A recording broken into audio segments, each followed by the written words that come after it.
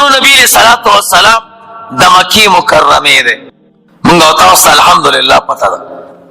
مدینه منوره دار الهجرت ده نبی علیہ الصلوۃ والسلام مدینه منوره ته هجرت کړه دا حضور عمر چې کله 50 کال شو نو معراج ته لاړ چې به عمر مبارک 50 کال شو نبی د مدینه منوره د هجرت مساله پیښ شو الله پاک خپل محبوب ته فرمایل د مکی مکرمه نه هجرت ک مدینه منوره نو نبی علیہ الصلوۃ والسلام د مکی مکرمه نه هجرت ک مدینه منوره ته دوی سلور کسان موږ او تاسو دو کسان اوریدلی دي یو نبی علیہ الصلوۃ والسلام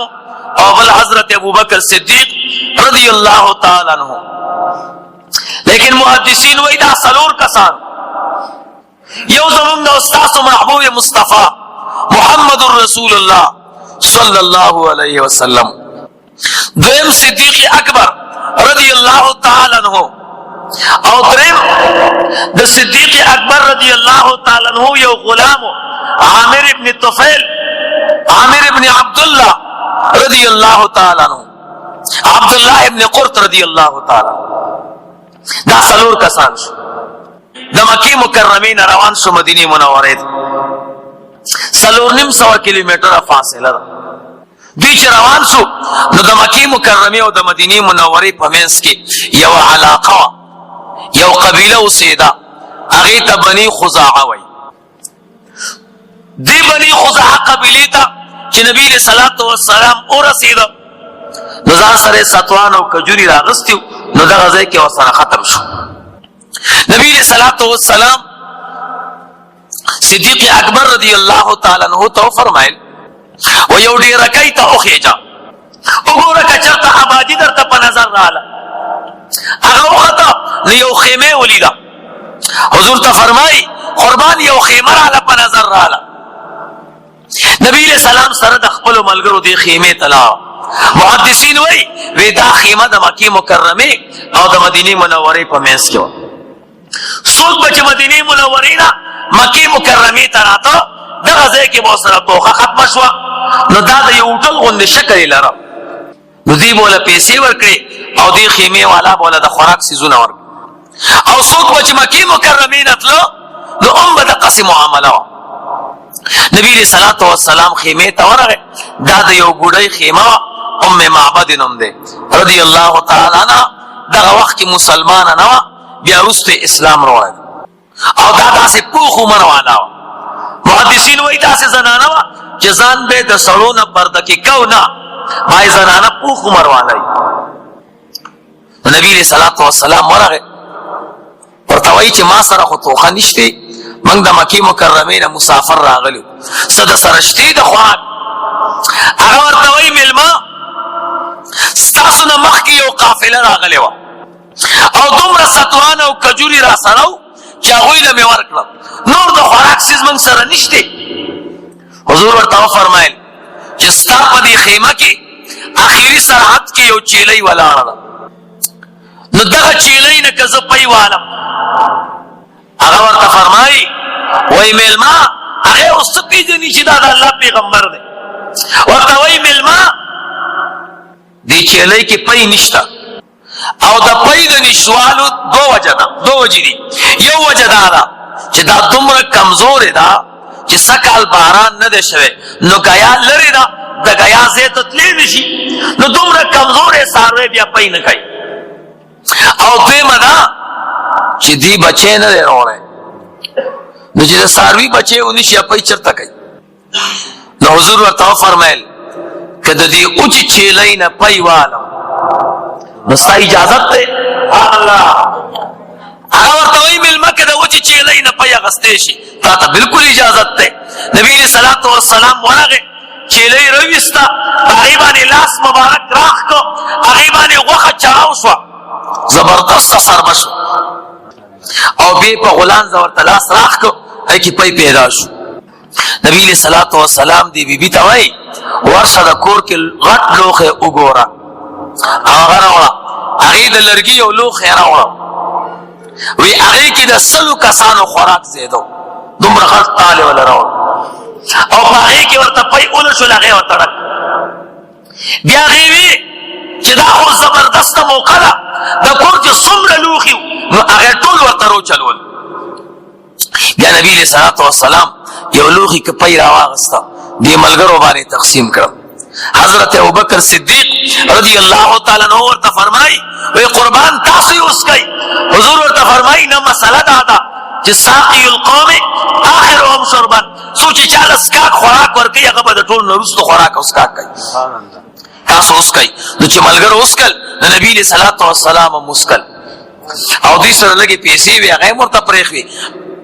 هغه پي مرته پرېخو او نبی علیہ السلام او صحابه تلاو چې کله ما خام شو او خاوند راغی چې وی کته زبردست خوشبوئی ده ټول لوخي د پي نه ډک دي او چې لې بهر ولاړه ده سرباله او د پي نه ډک ده نو حیران شو چې دا پي د کم ځای نه رااله بیبي ته وایي بیبي زه چې کله تلم ما یو چیلۍ پرېښې وه هغه هم کمزورې وه پی پکې نه دا دومره خوشبویانې دا دومره خوراکونه چېرته نو هغه د نبي علیه السلام صفت بیانوي ورونو علما وایي دا حدیث د عقاید و جهان په صورت کې لوی دلیل ځکه دی چې دغه زنانه مسلمانه نه ده او الفضل ما شهدت به الاعداء فضیلت هغه دی چې ستا دشمن بیان کی نه خپل خاوند ته د عقاید و جهان قصه کوي ورته وایي خاونده انی رأیت رجلا کان من شانه کذا وکذا خاونده ما یو سړی ولیدو داسې سړی یو ناشنا مېلمه راغلی خاوند ورته وایي صفیه لی د دې مېلمه خو صفت راته بیان کا دا څنګه سړی نو هغه ورته وایي وی خاونده داسې سړی راغلی و انی رأیت رجلا ظاهر الوضاحت ما هغه سړی ولیدو چې داسې نورانی سړی و دا رڼا یې ښکاره وه ښایسته سړی و او خاونده ابلج الوجه دا مخې ډېر ښایسته و مخې ډېر روښانه و دا زنانه د دې حسن او د ښایست خبره بار بار کوي خاونده انتهایی ښایسته سړی و مخې ښایسته و ابلج الوجه حسن الخلق ښایسته اخلاق او یقینا هم داسې وه د الله د محبوب مصطفی صلی الله علیه وسلم اخلاق ډېر زبردست یا حسن الخلق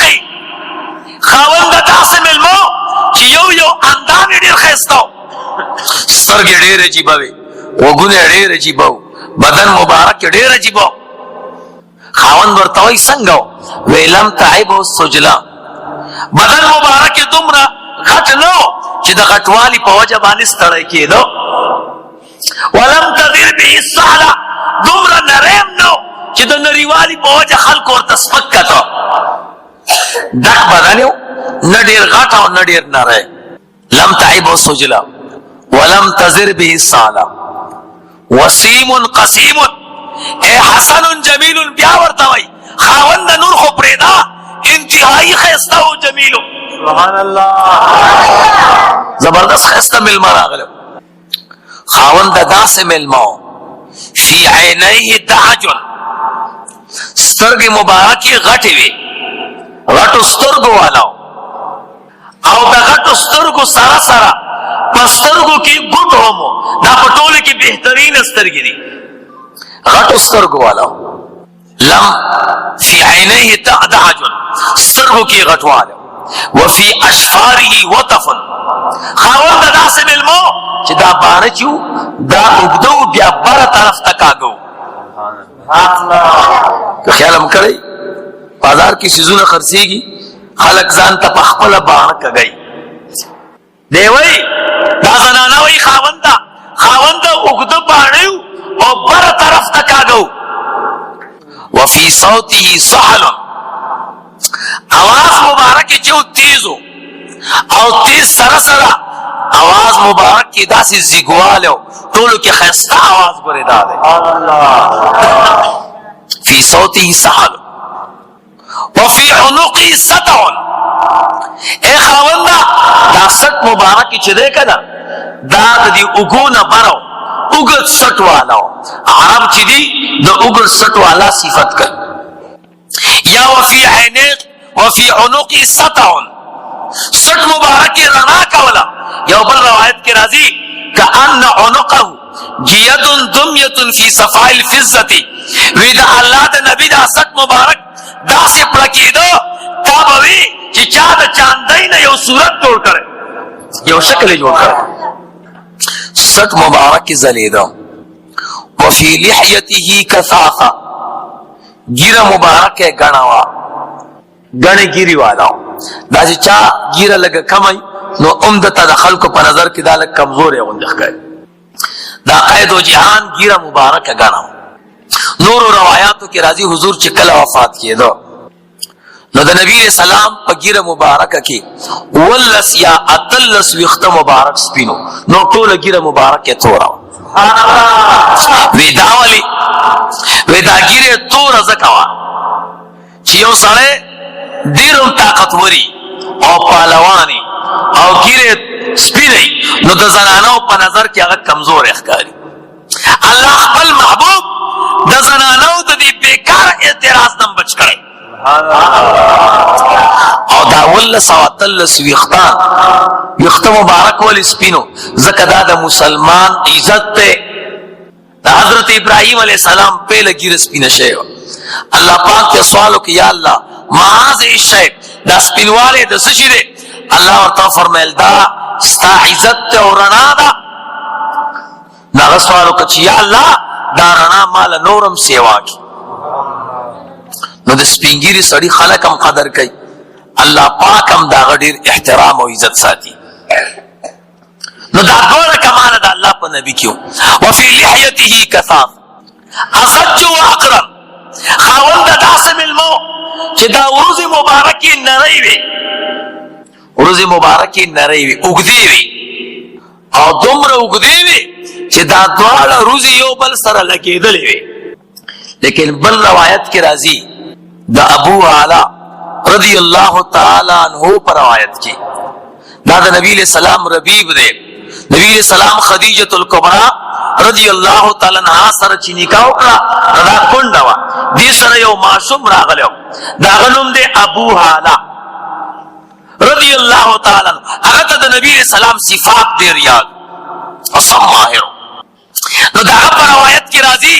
سوابغا فی غیر قرن، دا اللہ پاک دا محبوب دا ورزی مبارک نریوی اگدیوی خویو بل سر لگی دلی نوی او دا زنانوی چی لگی دلی وی. نو سا فرق دے وی فرق دا دے چی دی زنانا خود لری نورتکتو نو دا فاصلہ کموا نو دی زنانا لی دلی نوا. او ابو علا رضی اللہ تعالیٰ نو اخود نبی علیہ السلام غیگا مبارکہ کلوی شوے دے نو فاصلہ کموا نو دلی دلی دے نو اغزکوی چی لگی دلی نوا او دیوی لگی دلی وا. نوی خاوند داسم علمو ازجو و اقرن روز مبارکی نرائیوی اگدیوی او داسی اگدیوی چیو بل سر لگی دلی. خاوند داسم علمو انسامتا کہ خاموش بناست فعلیہ الوقار پدبانی با عزت پرو تابری طول عزت تے. سبحان اللہ. وَإِن تَكَلَّمَ او قدیم المبا خبری شروع کرے سما وعلاہ البہا بیا بے پا خبرو کی اچتوالے کو قیمتی خبری بے کولی او یقیناً دا اللہ دا نبی خبری اڑیر قیمتی دی برے. یہ میں نے علماء مستقل تصانیف کری دا اللہ دا خبر و کمالات دا اللہ دا نبی دا خبر و کمالات. خاون دا داسم علمو اجمل الناس و ابعاهم من بعید و احسنهم و اعلاهم من قریب. وی اجمل الناس خاون دا چی خلق بدلری نراروانو کنا او دا ملمو پاکی راروانو نو طول کی بخیستخ کارا کیدا گورا بیا دا حسن خبر کئی. اجمل الناس و ابعاهم من بعید چی دا خلق بدلری نراروانو نو دیو پاکی خیستخ کارا کیدا او او ډیر به قیمتي ښکاره کېده. تا به ویل دې ډله کې دا ډیر قیمتي دی. واحسنهم واحلاهم من قریب، او چې خلک به رانږدې شو نو بیا به په دې نږدې خلکو کې دا ښایسته ښکاره کېده او ډیر به خوږ ښکاره کېده. تا به ویل خوږ سړی همدا دی. او خاوند د داسې مېلمه حلو المنطقې یا حلو المنطقې، خوږې خوږې خبرې به کولې، خوږو خبرو والا. خاوند ورته وایي څنګه خبرې کولې؟ ورته وایي خاونده لا حاضر ولا نظر. لا حاضر داسې خبرې کولې چې بېهوده الفاظ پکې نه دننه کېده. کله کله سړی خبره دومره اوږده کړي چې بېکاره الفاظ پکې دننه شي، بې ضرورته، هغې ته حاضر وایي. خاوند د داسې مېلمه خبرې کولې خو بالکل د مراد موافق، خبرې ته سیوا کېدې نه. ولا نظر، او خبرې دومره لنډې هم نه کولې چې سړی په مقصد نه پوهېده. بعضې وخت کې خبره یو انسان داسې ګول کړي، داسې دننه کړي چې بیا ته به ترې تپوس کړې وروره ستا د دې خبرې څه مقصد دی؟ خاوند ورته وایي پوه نه شومه څنګه خبرې کولې؟ وایي خاونده داسې خبرې کولې فصل چې یو خبره دی د بلې خبرې نه جدا وه. هغه سړی خبرې کوي رپټ چلېږي. وی دا داسې خبرې وې چې یو خبره ګورې د بل نه جدا وه. وی داسې خبرې کولې کأن منطقه خارزات نظمن یتحدرن. تا به وی د دې مېلمه خبرې مشکړې دي، ملغلرې دي، چا په تار کې پیللې دي. سبحان الله. چا په تار کې پیللې دي او د تار لاندنۍ حصه کټ شي که نه او یو را روانه وي. دغه رنګې به دې مېلمه خبرې کولې. څومره زبردست شخصیت و. کأن منطقه، گویا چې د ده خبرې خریزات مشکړې دي، نظمنا تار کې اچولې شوي دي، یتحدرنا تار شلېدلی دی، یو را روانه ده. دغه رنګې به دې مېلمه یوه خبره کوله. او بیا ورته وایي خاوند د داسې مېلمه ربعة میانه قد و، درمیانه قد و، لا بائن من طول، دومره اوږد نه و چې د لرې نه ښکاره کېده. ولا تقتحمه عین من قصر، نه دومره لنډ و چې د خلکو په نظر کې سپه ښکاره کېده. نه ډېر اوږد نه ډېر لنډ. وی څنګه ونو؟ وی غصن بین غصنین، وی د دوو څانګو منځ کې څانګه وه. لکه دا ګورئ زما دې لاس ته دا ګوته اوږده ده او دا لنډه ده، دا د دې نه اوږده ده او د دې نه لنډه ده. غصن بین غصنین، د دوو څانګو په منځ کې څانګه وه، د ډېر اوږد نه ښکته، د ډېر ښکته نه بره. نو خاوند د داسې مېلمه فهو انظر الثلاثة منظرا، که درې کسان به دې ودرو که نه نو دا مېلمه به په ټولو کې ښه ښکاره کېده. واعلاهم قدا، او تا به وي چې دې دریو کسانو کې یاره د دې مېلمه دا قد چې دی ډېر اوچت دی. او خاوند ملګري ورسره راغلي وو، له رفقا، د سره ملګري وو، یحفون به، راغونډېده به ورباندې. موږ تاسو وتښتو که نه، هغه ورباندې راغونډېده. صحابه ډېر پاک خلک وګورئ. دې ورته وایي دا زنانه ورته وایي له رفقا، ملګري ورسره وو، یحفون به، راغونډېده به ورباندې. او داسې مېلمه ان قالا، که دې مېلمه به د خولې مبارکې نه خبره وویسته، استمعوا لقوله، ټول خاموش به شو او د دې مېلمه خبرې اورېدلو ته به خاموش شو، خبره به اورېده. وان امر، او که امر به ورته وکړه، یتبادرون الی امره، یو بل نه مخکېوالی کو چې د نبي علیه السلام د امر تعمیل زه وکړم او یو وی زه وکړم. داسې مېلمه عروه ابن زبیر ثقفي قریش ورولېږه نبي علیه الصلاة والسلام ته د حدیبیې په کال باندې. هغه چې د حضور د صحابو دا اکرام یې ولیده چې د الله نبي سره څومره مینه کوي، حیران شو، واپس قریشو ته لاړه. ورته وایي ای قریشو، ما د عقایدو جهان صحابه ولیده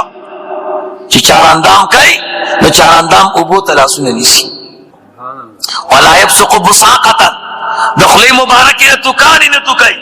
الا تلقوا بأکفهم، ټول ورته لاسونه نیولي دي خو د یو صحابي په لاس کې پروت دي. فدلکوا بها وجوههم واجسادهم هغه توکانو ما راوالی خپل مخ او بدن پیومږي او بیا ورته وی قریشو تاسو د دې نبی مقابله نشي کولای والله انی رأیت کسرا فی ملکه وقیصر فی ملکه ونجاشی فی ملکه فوالله ما رأیت ملکا احدا فی قومه مثل محمد فی اصحابه قسم دې ما کسرا لیدلو زبردست بادشاہ قیصر می لیدلو نجاشی می لیدلو داسې بادشاہ باندې لیدل چې خپل قوم کې اوسېږي لکه د الله نبی چې د صحابه په منځ کې اوسېږي دا بیبي ورته وایي داسې ملګریو که امر به وکړه یو بل نه مخکې کېده او د حضور د امر تعمیل به کوو محفوظ خاوند داسې مېلمه خلک به ورته راجمع کېده محشود محفوظ خلکو به خدمت کو محشود خلک به ورته راجمع کېده لا عابس تندې تریو نو پراخ تندی والا ولا مفند شرط خبر خطا کېدم نه هر خبره کانی کی کرخوا یو خدا کانی کرخی کانی کرخورانی خو کانی کی چې کما کرخی هغه بالکل نورانی خاون ورته وای والله ما هذا الا صاحب قریش قسم دې دا خو د قریش هغه نبی راغلو د قریش پیغمبر راغلو ما الله پاک سره وعده کړی دا کله دې نبی زمانه اعلان وکړه زه په دې باندې ایمان راوړم هغه ټول خاندان لاړو مدینه منوره ته او په نبی صلی الله علیه وسلم ایمان راوړ سبحان الله د عمر صاحب په دور کې یو تابعی د هشام هغه یې بني خزاعه قبیله ته تلو ما هغه چيلې ولیدا هغه کې دومره پيو چې څومره بني خزاعه قبیله ده هغه ټول د هغه چيلې نه پي خورل او نه ختمه ده او زه په خپل چې کله عمره ته تلم د نبی له سلام روزه مبارک نه بهار باب جبريل سره یو کس کینی ما خوستان کې او د دې ګډانو په سیکل کې ناست د لاور یو کس هغه سره د هغه چيلې بچیشتا ما ته وی زهارش په سلويخ کسان 50 کسان بوزم او دی ملمنو باندې دا قائد جهان هغه مبارک پي ور باندې چې کوم د چيلې دا قائد جهان د برکت چې کوم پي پیداو زه په دې ملمنو باندې غسکم هغه چيلې نسل اوسم موجود دی او هغه سي پي کوي نو دا الله د نبی ډېر لوی شان دی دا الله د نبی صورت ډېر عجیب دی دا الله د نبی عظمت ډېر عجیب دی دا الله د نبی شرافت ډېر عجیب دی کتا سو تاریخ وکتا او د خپل پیغمبر کمال مولیدو د خپل پیغمبر عظمت وکتا قسم دې چې حیران شي چې الله پاک ورته څومره لوی شان ورکړي سبحان الله چا چې لیدل دا غوي ته پته لګي امام مالک رحمه الله هغه چې د نبی له سلام نوم مبارک وریدو رنگ مبارک به زیر شو سرګونه به اوخ کې روان شوي چاورتي سیب داوري وای ما چې سلیدلې دي که تاسو لیدلې وې قسم دې چې تاسو هم جوړلې وې تاسو لیدلې وای ما خپل استاد ایوب سیختانی رحمه الله لیدلو چې کله به د حضور نوم واورېدو محمد صلی الله علیه وسلم رنگ مبارک به زیر شو پر پیدو باندې بسو دسترګو مبارکونه به اوخ کې روان شوي او ویلې به چې د عقاید او جهان نوم وورم ما باندې hebat راشي چې خدای دا څومره لوی شان والا نبی دی څومره لوی شان والا او بیا ورته وی شاګردانو ما خپل استاد لیدلې عبدالرحمن ابن قاسم